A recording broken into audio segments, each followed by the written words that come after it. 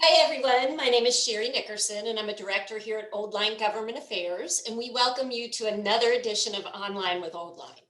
For this edition, we are excited to introduce Delegate Michele Guyton, representing District 42B in Baltimore County. Welcome, Delegate Guyton, and thank you so much for taking the time to speak with us today. Thank you so much for inviting me. I'm always happy to speak with you. So I'm going to start off by giving everybody a little bit of background on Delegate Guyton, and there's a lot, so fill in the blanks where you find it necessary. So she was born in Madison, Tennessee, has a bachelor's degree in psychology and anthropology from Vanderbilt University. She has a master's degree in women's studies from Radcliffe College and Brandeis University. I had to look up the pronunciation of that, by the way. A PhD in developmental psychology from Brandeis University as well. She's been actively supporting and directly helping families and communities for over 25 years. She's a developmental psychologist and an educational advocate. And she's an expert in evidence-based, creative, and collaborative problem solving. In 2015, Delegate Guyton was appointed by Governor Hogan to the Maryland State Board of Education, which oversees an annual budget of $8 billion and provides oversight to local education agencies and makes policy decisions affecting public education here in the state of Maryland. She currently serves on 7 state commissions, so she's a very busy lady. Most of them addressing school safety issues, graduation requirements, and adult learning, and she's on the governor's P20 Leadership Council. She was elected to House District 42B in 2018, and currently, for obvious reasons, serves on House Ways and Means Committee focusing on early childhood education. So Delegate Guyton, let's get started with just tell us a little bit about yourself. Tell us what I missed about you and of the district you represent. Yeah, thank you so much, Sherry. You did a lot of background information there. Some of it, I think there are more state commissions now than there were at the time that was written, I believe. And some of them have changed since I've been in the House of Delegates, but all of them really are about the same thing, which is supporting people who are not always those who have the loudest voice in state government and are not able sometimes to get what they need through policy or through advocacy, without a little bit of help from people who are really committed to that. So that's what I try to be. I also currently now serve on the Kennedy Krieger Institute Board of Directors and on the Maryland State Commission for Disabilities. So those are 2 that are very, very important to me as well that weren't on that list that you read off. Other than that, you did a great job with the basics and the history on me. I think the biggest thing about me, though, that's not written on a piece of paper is that I am a mom to 3 boys who are fabulous and wonderful and funny and brilliant, and also have had challenges, right? So that is something that motivates me, has motivated me through all of the work that I've done, but particularly for the last 10 years or so, I ran a nonprofit that did advocate for kids and families who were dealing with complex disabilities. And that's sort of how I grew into this advocacy policy role. Originally, I was trained as an early interventionist and was a college professor at the University of Iowa. So that was my original trajectory. And then after moving to Maryland over 20 years ago, having my own children have difficulties in the public school system, I got really involved in that area, and that's where my focus has been ever since. So it was through advocacy for disabilities that I was appointed to the state board by Governor Hogan, and through working on policies in that area, in that space, I recognized how much still needed to be done. And then I was also influenced by the divisiveness in our area. My area in particular in 42B is, they call it purple. I'm not sure we're even purple. We're a little bit pinkish purple. And yet I was running as a Democrat. And there are lots of reasons for that, but mostly because of the work that I've done in supporting families, mental health issues, and public education.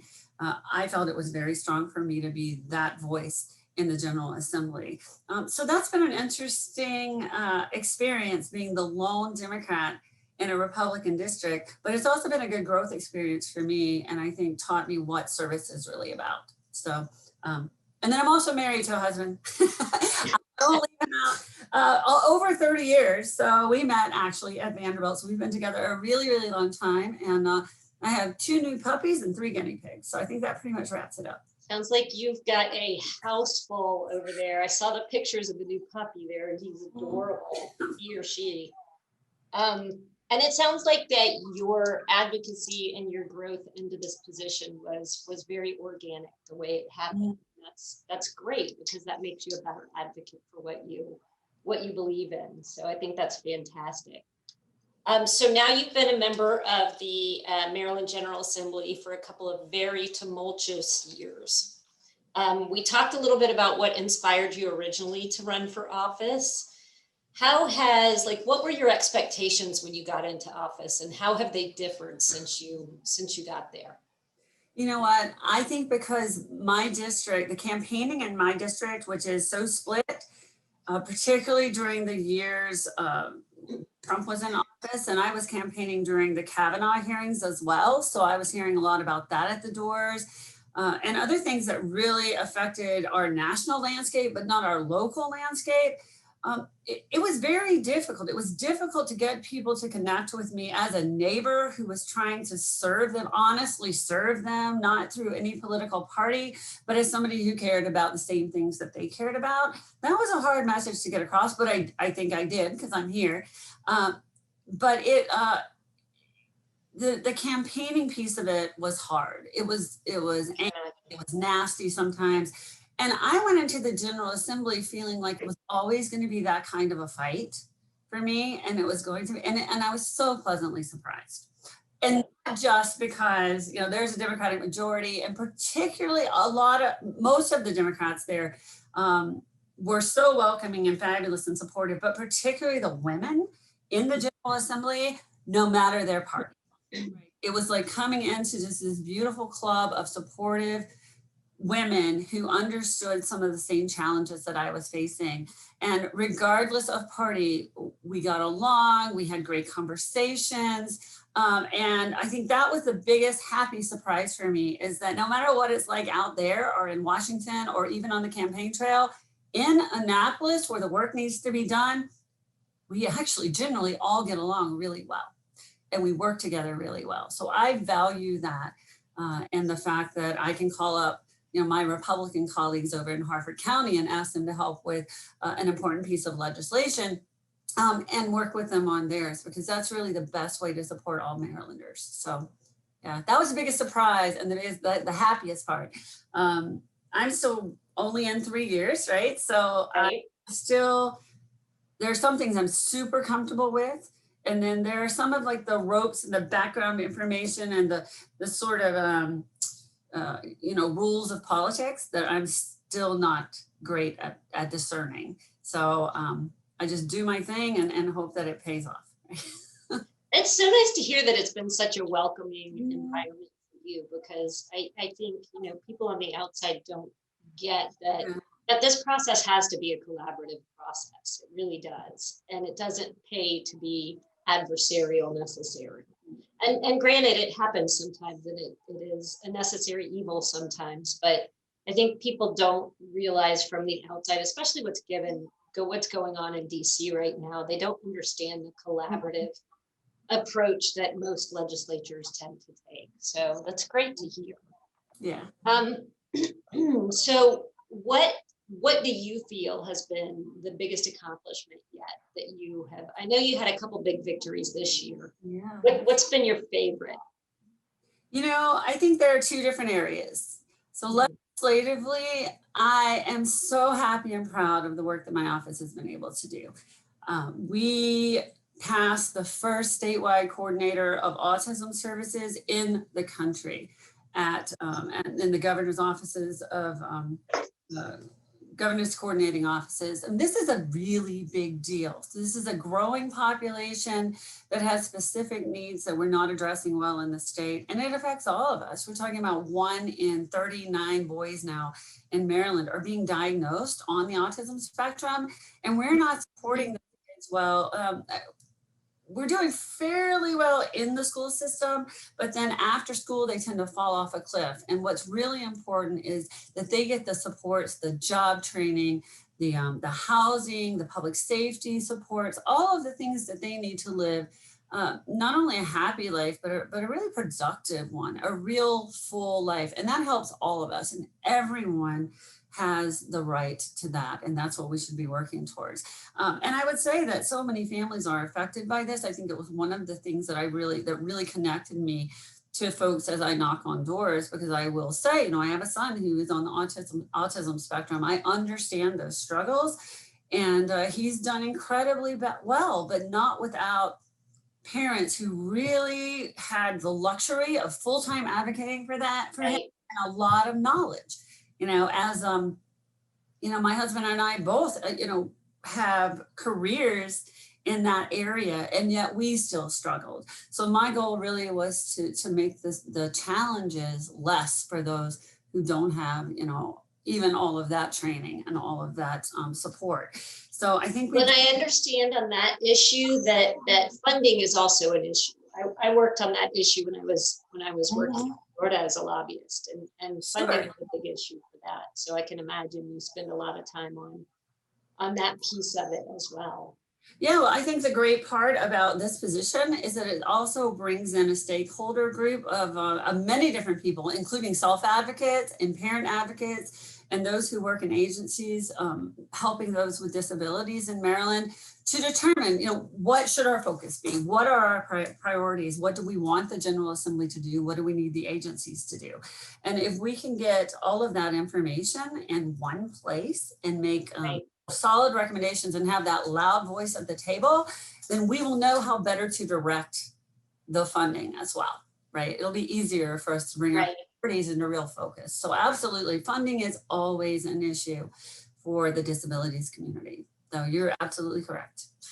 So that is one. And I think the other things that I love the most are those that come directly from constituent concerns. So this year, because a constituent came to me about having to report a sexual assault, and it was actually an underage constituent, a young girl, having to report a sexual assault in a local police precinct through the plate glass window in the lobby. And this was a child, right? And it doesn't matter if it had been an elderly person, it was inappropriate, it was traumatizing. And so what we did this year is pass a law that said, that's not okay. You have to offer someone who is reporting, no matter who they are, reporting something of a very sensitive and traumatizing nature, you have to offer them a private space. You have to offer them dignity and privacy. And I feel like that's something that's going to change a lot of lives and encourage reporting of these kind of situations, but also it came directly from a constituent need. And I'm really proud of. That's one example, but I would say that is where the majority of my work and my legislation comes from. Real people in my district who have issues that they need to have solved. And again, I never ask what party they're with when they contact me, right? It's about serving the people. Well, it sounds like you're very passionate. It sounds like your constituents are very fortunate to have you there, because you do fight for their wants and needs. So that's great. So you have a long career in front of you. What do you still have left that you really want to do? What's your next big thing? Oh, goodness. There's a lot still to be done in this area, in the space of disability support and special education. So you mentioned that I served on the early childhood subcommittee, which I do. Right. I also serve on the education committee, and those are two different things. Right. And there is so much work still that needs to be done in Maryland in public education. I mean, we made some great plans and some great first steps passing the blueprint for Maryland's future.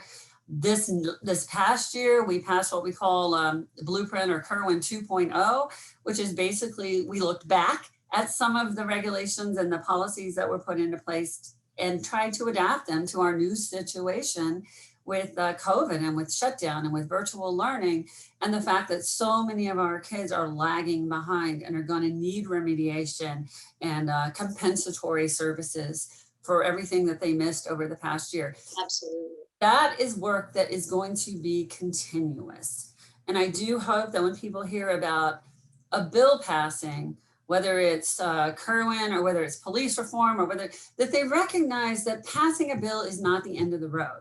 Passing sometimes is the beginning of a long journey of making sure we get it right. And that good legislators, which I try to be, and I know my colleagues try to be, we're always tweaking and perfecting. So that's, I think that's really important for people to know. There's a lot of work still to be done in that area.